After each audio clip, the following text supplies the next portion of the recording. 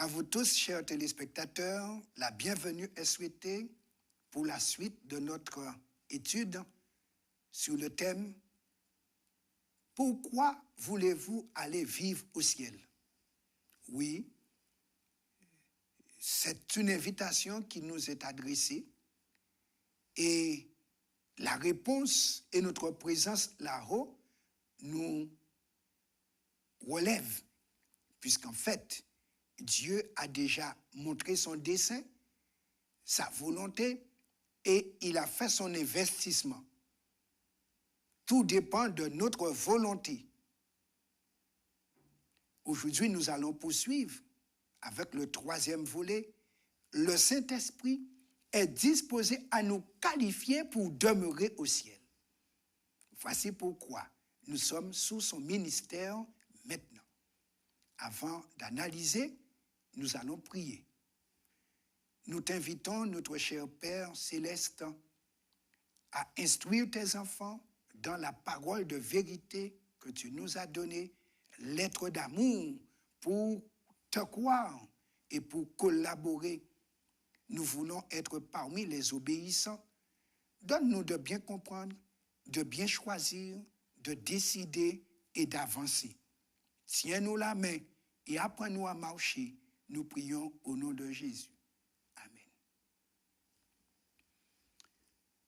Si nous posons la question, pourquoi Jésus n'est-il pas encore revenu?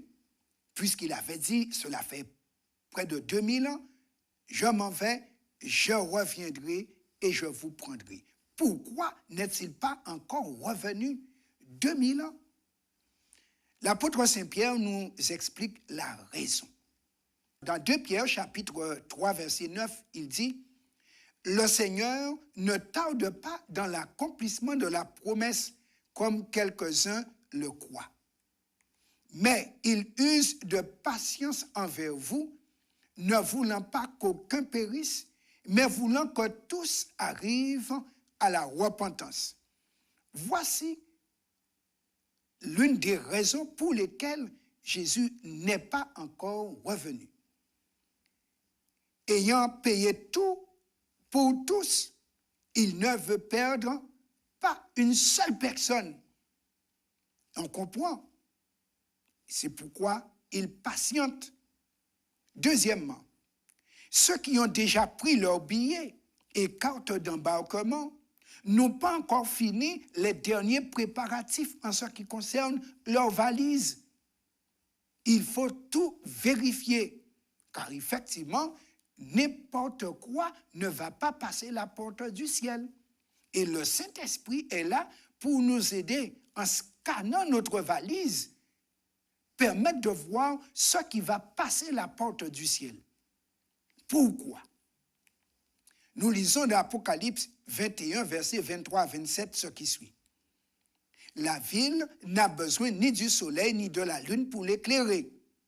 Notre futur demeure. Car la gloire de Dieu l'éclaire et l'agneau est son flambeau.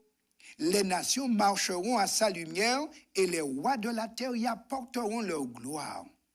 Ces portes ne se fermeront point le jour, car il n'y aura point de nuit. On y apportera la gloire et l'honneur des nations. Il n'entrera chez elles rien de souillé, ni personne qui se livre à l'abomination et au mensonge. Il n'entrera que ceux qui sont écrits dans le livre de vie de l'agneau.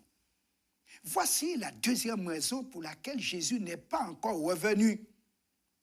Puisque dans ma vie, qu'est-ce qu'il y a encore à éliminer, à mettre de côté, que je n'ai pas abandonné, qui fait que je ne suis pas encore qualifié pour vivre au ciel.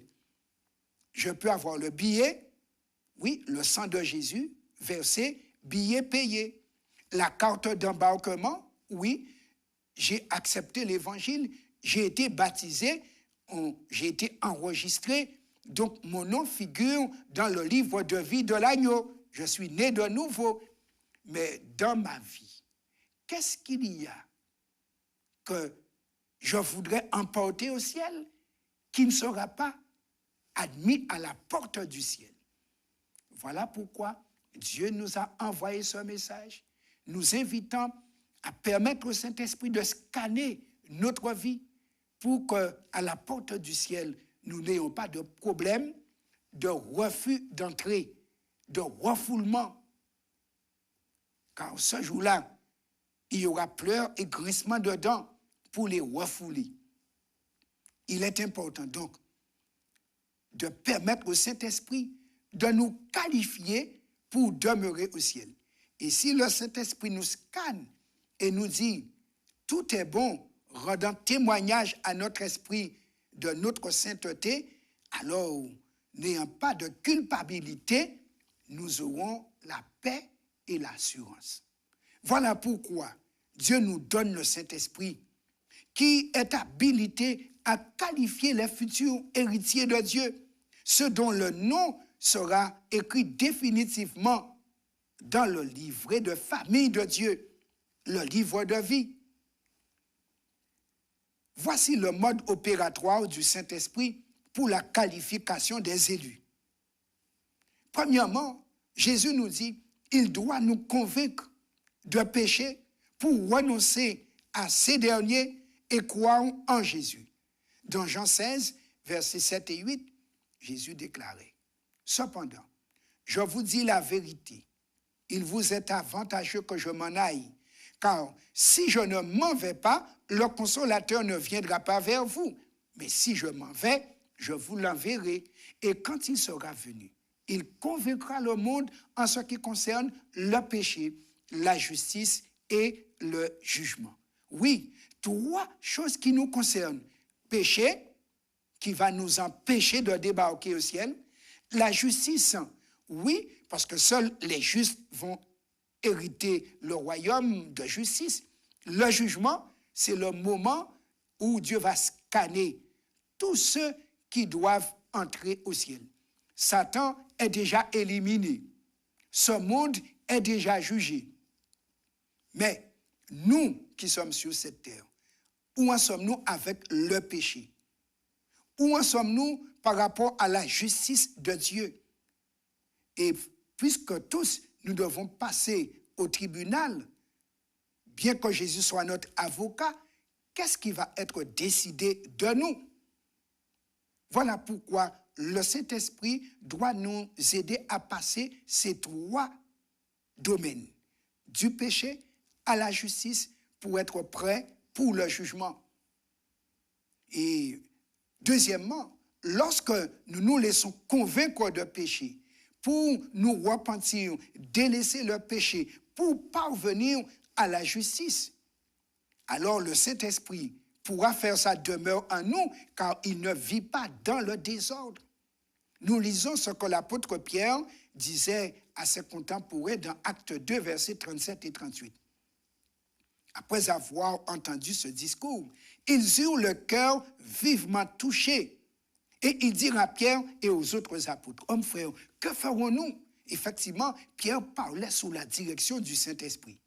Pierre leur dit, « Repentez-vous et que chacun de vous soit baptisé au nom de Jésus-Christ pour le pardon de vos péchés et vous recevrez le don du Saint-Esprit. » Oui, par le baptême, alors nous acceptons le billet et en même temps la carte d'embarquement.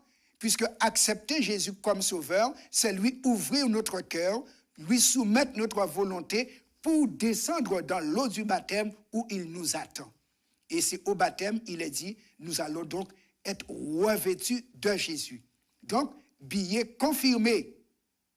Mais la carte d'embarquement, c'est tout ce qu'il nous faudrait faire après le baptême pour être sûr de ne pas être refoulé à la porte du ciel. Dans 1 Corinthiens 6, versets 17 à 20, l'apôtre Paul nous dit, « Mais celui qui s'attache au Seigneur est avec lui un seul esprit. Fuyez l'impudicité. Quel autre péché qu'un homme commette, ce péché est hors du corps. Mais celui qui se livre à l'impudicité pêche contre son propre corps.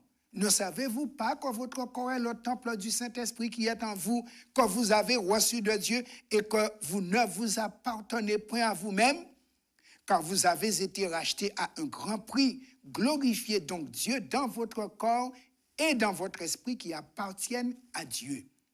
Donc, nous avons été payés. Nous appartenons à Dieu.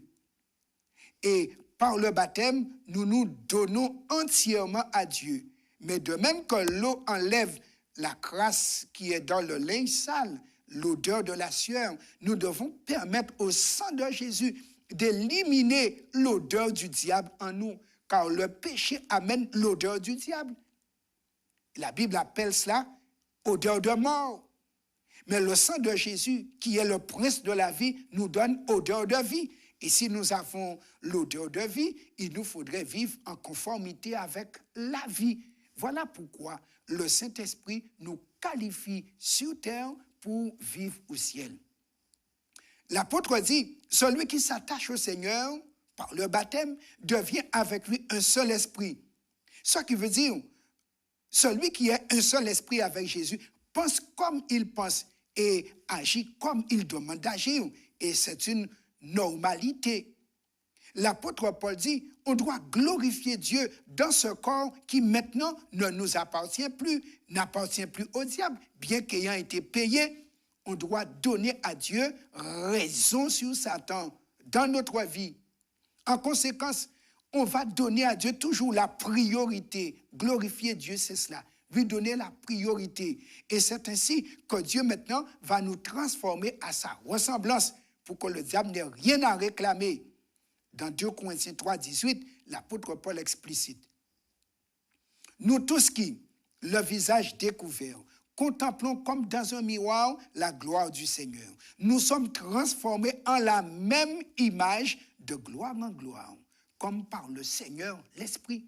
Nous voyons que le Saint-Esprit, il est Seigneur. Jésus est Seigneur. Dieu le Père est Seigneur. L'agent transformateur, c'est le Saint-Esprit qui, après le baptême, va élire domicile dans notre corps pour amener cette transformation, cette conformité céleste depuis sur cette terre. Trop de chrétiens attendent d'arriver au retour de Jésus pour cesser de pécher. Non, l'apôtre dit, c'est maintenant que le Saint-Esprit habitant en nous, nous transforme en l'image de Jésus.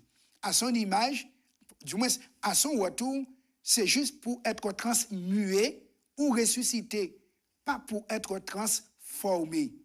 Maintenant, nous sommes transformés en vue d'être transmués. Le résultat de ce travail que le Saint-Esprit fait est décrit dans l'Apocalypse 3, verset 12.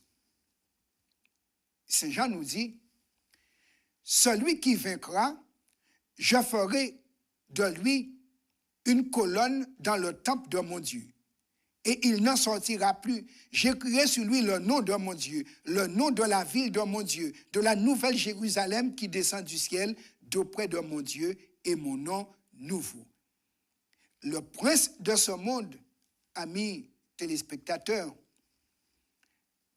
prépare aussi le marquage des siens, ceux qui vont décider de lui ressembler et qui vont décider de rester avec lui. Alors, la grande question pour nous, qui inscrira son nom sur ton front? Satan ou Jésus? Le choix t'appartient. Ton front est sur toi et celui qui écrit dépend de toi. J'ai fait le choix de permettre à celui qui m'a payé d'écrire. Je te souhaite de lui permettre d'écrire. Prions pour le lui demander. Oui, notre Père, notre Dieu, après avoir investi tant pour nous racheter, afin d'avoir le droit d'écrire ton caractère en nous et ainsi nous faire porter ton nom éternellement, nous te donnons notre cœur, notre volonté, nous nous soumettons, s'il te plaît, commence et finis ton travail à temps, par l'Esprit, qualifie-nous pour que notre nom reste dans le livre de vie et que nous ayons droit à demeurer au ciel. Nous te demandons cette grâce au nom de Jésus. Amen.